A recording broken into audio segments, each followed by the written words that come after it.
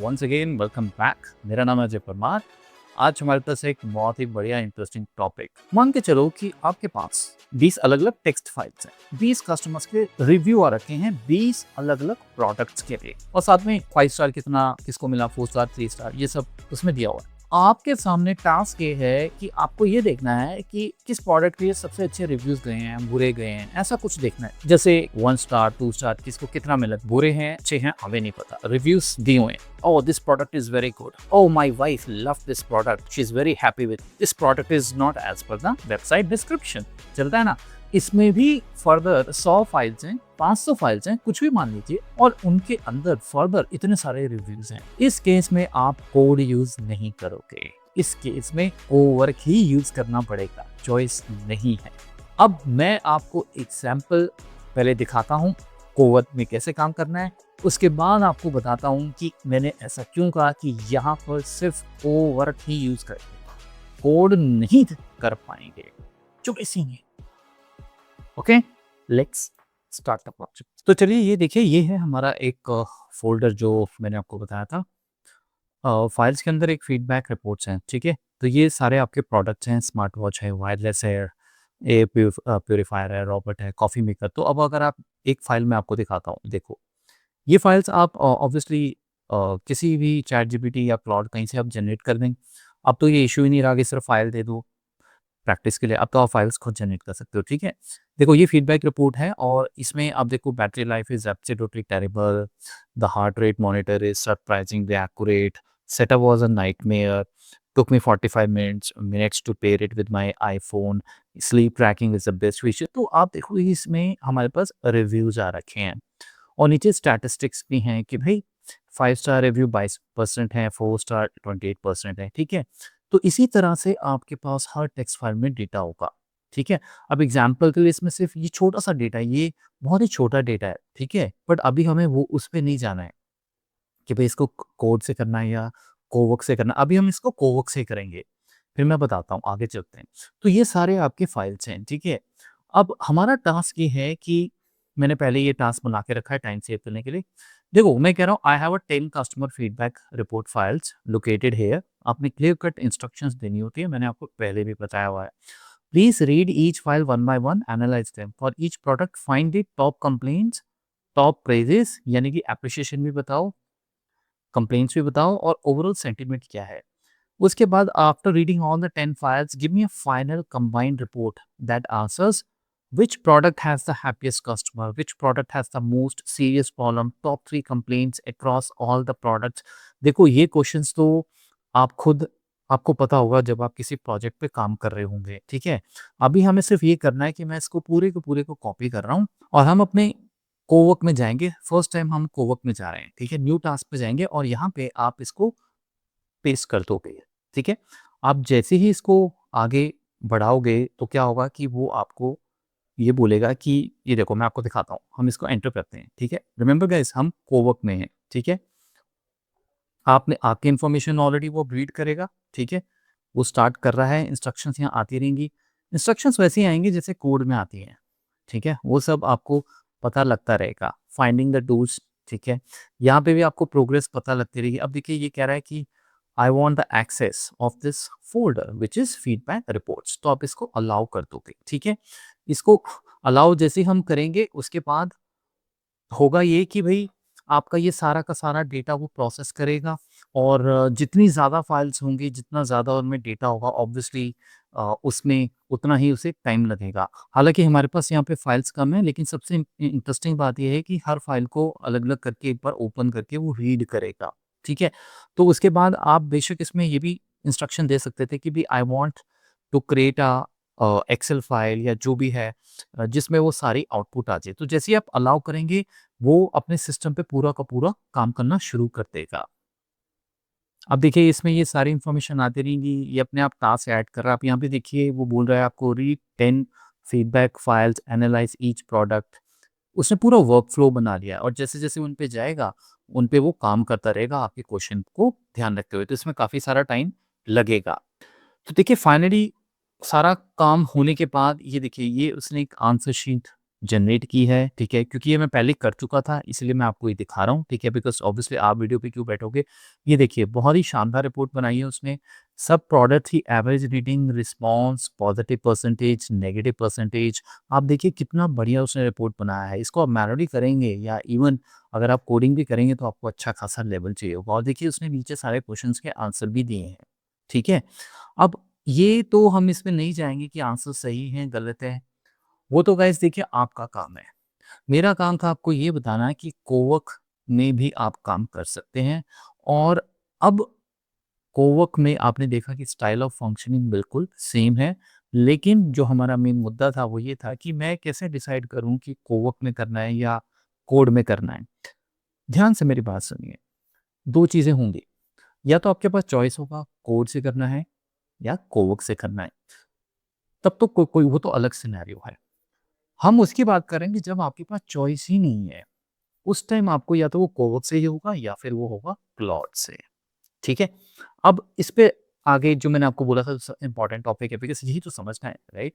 इस पे बात करते हैं। अब ये देखिए मैं आपको एक पीपीटी दिखाता हूँ। स्पेशली मैंने आपके लिए तैयार करवाई है। Claude Code versus Cowork, when to use what. जो ये समझ गया वो इसमें पूरा का पूरा प्रोफेशनल बन जाएगा। इसको फ़िलहाल भूल जाइए, ये मैं पहले भी बता चुका हूँ, फिर कभी किसी और वीडियो में बता देंगे। अगर आप ज़्यादा डिटेल में जानना चाहें तो कमेंट्स में लिखिएगा बिकॉज़ ऐसे मैं नहीं बताऊँगा, ठीक है? कुछ लोगों को हो सकता है बोरिंग लगे। ये देखिए, what is a context window? Context window मैं पहले आपको एक चीज़ बता रहा हूँ, कॉन्टेक्स्ट विंडो क्या है? ध्यान से आप देखिए। It's a total limit on how much text the AI can see at once, lives on the Anthropic server, not your RAM और हार्ड डिस्क। एक टोकन होता है 3 से 4 कैरेक्टर्स की लेंथ का। Once full older content gets compressed, summarized, AI physically cannot see the old content anymore। यहाँ पे उसने नंबर भी दिए हुए हैं, देखिए। ये नंबर है आपका 2 लाख टोकन्स, ठीक है? 200,000 टोकन्स पर कंटेक्स्ट विंडो।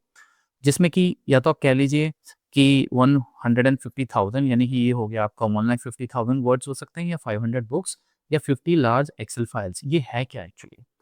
इसको ध्यान से समझिए। कॉन्टेक्स्ट विंडो आपने भी नाम कहीं न कहीं सुना ही होगा, आई एम श्योर। नहीं सुना तो भी कोई बात नहीं। देखिए, पूरा प्रोसेस समझिए। प्रोसेस ये है कि भई आप अपने सिस्टम पे बैठे हैं, चाहे क्लॉड चैट हो, चाहे कोवर्क हो, चाहे कोड हो। आपने टाइप किया कुछ, एंटर मार दिया, आपको फटाक से रिवर्ट आ जाता है, राइट? अब ये जो मैसेज है जो आपने किया है, ये बेसिकली कौन रीड कर रहा है? आप कहेंगे भाई वो टूल ही रीड कर रहा होगा, राइट? एआई रीड कर रहा है, यस। क्वेश्चन ये है कि वो एक्चुअल में कहाँ पर रीड कर रहा है? क्या आपके सिस्टम पे रीड कर रहा है? नहीं। ये सारी की सारी इंफॉर्मेशन एंथ्रोपिक के सर्वर पे जाके रीड की जा रही है, क्योंकि उसको ही कहते हैं एआई का ब्रेन। वहाँ पर ही सारा डेटा जो है वो रीड किया जा रहा है, ठीक है? वो है ब्रेन आपका, मतलब एआई का। जो इंस्ट्रक्शंस आप दे रहे हो वहाँ ले जा रहा है वो, वहाँ ले जाके वो सारा काम देख रहा है, वर्कफ़्लो समझ रहा है, एग्ज़ीक्यूट कर रहा है और फाइनली आपको फिर दोबारा आपके सिस्टम पे, उस प्लेटफ़ॉर्म पे वो उसको एक आउटपुट दे रहा है। अब कॉन्टेक्स्ट विंडो का बेसिकली रोल क्या है? अब आप एक बात समझिए, जब आप कोई भी टूल पे काम करते हैं, एक्सेल हो गया, टेक्स्ट फाइल हो गया, एसक्यूएल सर्वर हो गया, राइट? क्यों काम करते हैं? बिकॉज़ उसमें हमें डेटा मिल जाता है, राइट? डेटा कहीं स्टोर है, आप रीड कर पा रहे हो। अगर सपोज़ मैं आपको एक्सेल फाइल ना भेजूँ और मैं कहूँ ये रिपोर्ट बना दो, इज़ इट पॉसिबल? आप कहोगे सर फाइल कहाँ है? रिपोर्ट कहाँ है? वो रिपोर्ट कहीं भी हो सकती है, एक्सेल में हो, कहीं भी हो, राइट? तो वो रीड करने की जो जगह है, जो रीड करने के लिए जो टूल है, आपको एक सिस्टम मिला हुआ है, राइट? तो इसी तरह से कॉन्टेक्स्ट विंडो का बेसिकली कांसेप्ट ये होता है कि डेटा कहाँ किस तरीके से रीड किया जा रहा है। डेटा रीड हो रहा है ना, डेटा रीड तो एंथ्रोपिक के सर्वर पे हो रहा है, लेकिन कोई मैकेनिज्म तो होगा, कोई सिस्टम तो बना होगा, उसे कहते हैं कॉन्टेक्स्ट विंडो। अगर आप ध्यान से यहाँ देखो, ये बोल रहा है, देखो, ये बोल रहा है lives on the Anthropic server not your RAM, मतलब ये कह रहा है कि जो भी आप चीज़ टाइप करके भेजोगे, ठीक है? वो बेसिकली एंथ्रोपिक के सर्वर पे रहती है। आपके सिस्टम में हार्ड डिस्क या रैम पे नहीं रहेगी, ये ध्यान रखना है, ठीक है? उसके बाद आप ध्यान से देखिए, वो ये कह रहा है कि once full older content get compressed, मतलब ये कि भई ये जो कॉन्टेक्स्ट विंडो है जहाँ पे डेटा रीड किया जा रहा है बाय आर्टिफिशियल इंटेलिजेंस, हम यहाँ क्लाउड की बात कर रहे हैं। ऑब्वियसली इसकी भी कोई लिमिट तो होगी ना, जैसे एक्सेल में आपके 10 लाख रोज़ की लिमिट होती है, एक्स्ट्रा सर्वर अगर आप फ्री वाला लेते तो आई थिंक उसमें 10 जीबी होता है, पावर भी देखो लिमिट हर जगह होती है, राइट? तो जो एक कंटेक्स्ट विंडो है उसकी वो आपको लिमिट बता रहा है कि वो ऐसा समझिए कि 500 बुक्स के पेजेस को वो एट ए टाइम रीड कर सकता है, वन टाइम में। देखा जाए तो बहुत ज़्यादा है। अगर आपके पास 50 एक्सेल की भाषा में समझिए, अगर आपके पास 50 लार्ज एक्सेल फाइल्स हैं, यानी बड़ी-बड़ी फाइल्स हैं, और उनका डेटा अगर आप दे दो, तो वो एक कॉन्टेक्स्ट विंडो में रीड किया जा सकता है। उसके बाद उसमें ये टोकन सिस्टम लिखा हुआ है, ये टोकन सिस्टम फिलहाल के लिए आप भूल जाओ, ठीक है? ये टोकन्स ऑब्वियसली यूज़ होते हैं आपके, जब वो डेटा रीड हो रहा है। बट कहने का मतलब ये है कि एक विंडो मिला हुआ है, उस विंडो में डेटा कितना मैक्सिमम रीड किया जा सकता है, उसका उसने बहुत अच्छा एग्ज़ाम्पल दिया हुआ है कि या तो आप 50 लार्ज एक्सेल फाइल्स या 500 जैसे बुक्स के जो पेजेस हैं, वो एट ए टाइम रीड किए जा सकते हैं। रीड कहाँ करेंगे? एंथ्रोपी के सर्वर पे। ठीक है? नीचे देखिए example, think of it like a notepad. Imagine you have a physical notepad with exactly 500 pages. आपके पास एक नोटपैड है, उसमें 500 पेजेस हैं। As you work you right notes on each page. अब जैसे-जैसे आपको आपको एक बुक मिली हुई है, उसमें 500 पेज है। अब जैसे-जैसे आप उसको भर रहे हो, वो भरती जा रही है, करेक्ट? अब सपोज़ 500 पेज के बाद आपको और लिखना है। आपको अगर और लिखना है तो आप क्या करोगे? आपके पास तो 500 पेज ही हैं, पेज सारे फिनिश हो गए हैं, अब क्या होगा, राइट? अब आप क्या करोगे? जो पुराने पेजेस हैं ऑब्वियसली उनको हो सकता है मिटा दो, क्योंकि लेट्स से आपने अब ऑब्वियसली आपका वैसा नया ले लेंगे, वो वाली बात नहीं हो रही है यहाँ पे नया ले लोगे, ठीक है? बात ये हो रही है कि उसका फंक्शनिंग, इसका फंक्शनिंग क्या है, राइट? आपके पास जगह फुल हो गई है तो क्या होगा? पिछले जो आपके पेजेस हैं उसको बेसिकली मैं रब कर सकता हूँ, ठीक है? उनको रब करके मैं उनको रीयूज़ कर सकता हूँ। अब अगर मैंने पिछले इन्फॉर्मेशन को रब ही कर दिया और 3 दिन बाद मुझे कोई पूछ ले कि भाई आपने उस पेज में क्या लिखा था? क्या मैं बता पाऊँगा? नहीं बता पाऊँगा। अब मैं आपको ये स्टोरी क्यों बता रहा था? कॉन्टेक्स्ट पेज का सिस्टम आपको क्लियर हुआ? अब है नेक्स्ट स्लाइड, इसको देखो ध्यान से, इसमें हमारे क्वेश्चन का जवाब है, ठीक है? ये वो बता रहा है कि कॉन्टेक्स्ट विंडो कैसे चलती है। देखो जैसे-जैसे मैसेजेस आएँगे, वो एंथ्रोपी के सर्वर पे उसको पूरा रीड कर लेगा, ठीक है? 1 से 10 मैसेज आए, उसने उसको वो रीड कर पा रहा है, 11 से 30 आए, वो फिर विज़िबल है, वो रीड कर पा रहा है, बिकॉज़ बिकॉज़ समझो कॉन्टेक्स्ट विंडो एक लिमिटेड जगह है, राइट? जैसे-जैसे मैसेजेस बढ़ेंगे, ये फ़िल हो रहा है। अब जे देखिए जैसे-जैसे मैसेज बढ़ना शुरू हुए तो उसने क्या किया, पुराने मैसेजेस को कंप्रेस करेगा, बिकॉज़ उसको जगह चाहिए ज़्यादा, राइट? फिर एक टाइम ऐसा आएगा जब मैसेजेस बहुत ज़्यादा हो जाएँगे, तो पुराने जो मैसेजेस हैं वो डिलीट भी हो सकते हैं। वो बिकॉज़ उनको वो समराइज़ करता जाएगा।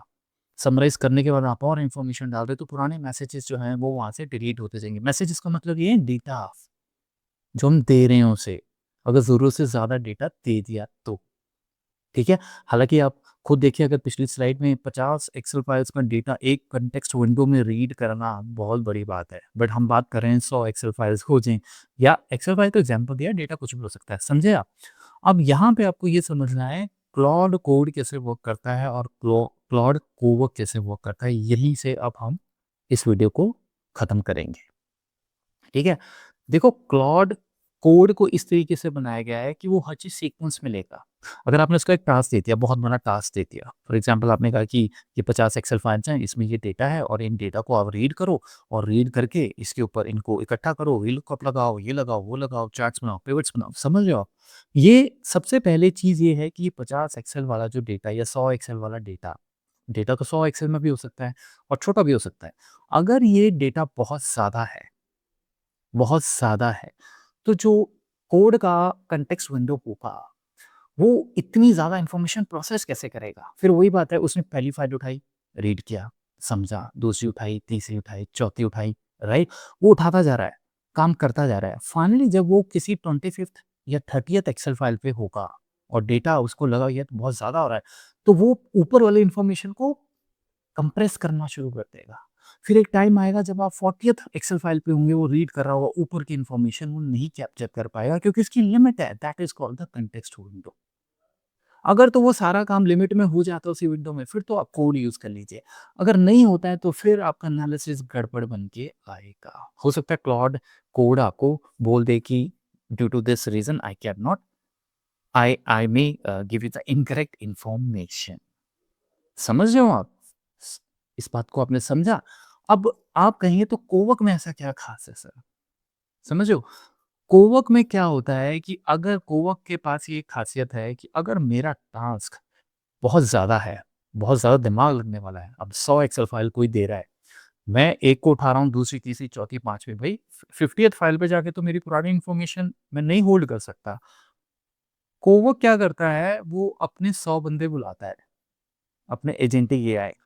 हर हर किसी को एक-एक फाइल डिस्ट्रीब्यूट कर देगा। हर किसी का अपना कॉन्टेक्स्ट विंडो होगा। हर किसी के पास वो डेटा रीड करने की कैपेबिलिटी अलग से होगी। ये है फैंटास्टिक एंथ्रोपिक ने काम किया। अब हर बंदे के पास अगर अपना उसका खुद का कॉन्टेक्स्ट विंडो है, भई उसको एक ही फाइल दी जा रही है, तो स आप खुद सोचो प्रोसेसिंग कितनी फास्ट हो जाएगी।